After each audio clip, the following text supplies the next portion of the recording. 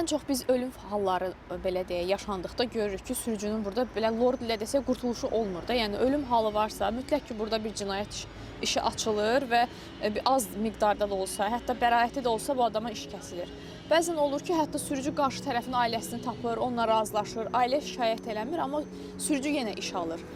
Burada məsələ belədir ki, ümumiyyətcə oturuşmuş praktika və o cümlədən oturuşmuş zehniyyət ondan ibarətdir ki, sürücü mütləq şəkildə qarşı tərəfin xərclərini qarşılamalıdır.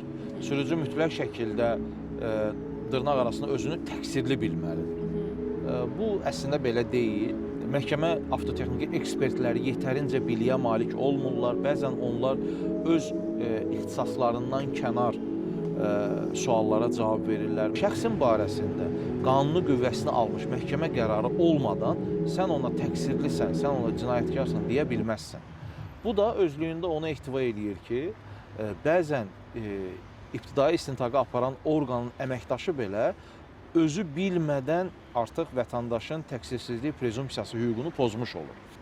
Mənim praktikamda bir dəfə belə bir şey olmuşdu ki, vətəndaş heç özü də bilmədən anidən motosikletçinin qarşısına çıxmışdır və belə deyək də motosikletçi saxlaya bilmədi, çünki hərəkətin asta-asta getdiyi axında anidən vətəndaş çıxır motosikletçinin qarşısına və belə deyək də təhqiqat cinayət işini başlamadan o məsələdə piyadanın özünə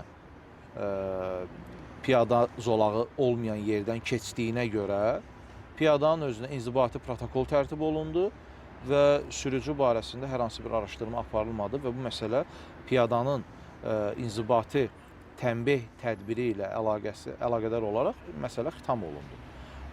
Amma cinayət işlərində biz bunu görə bilmirik, çox təəssüf.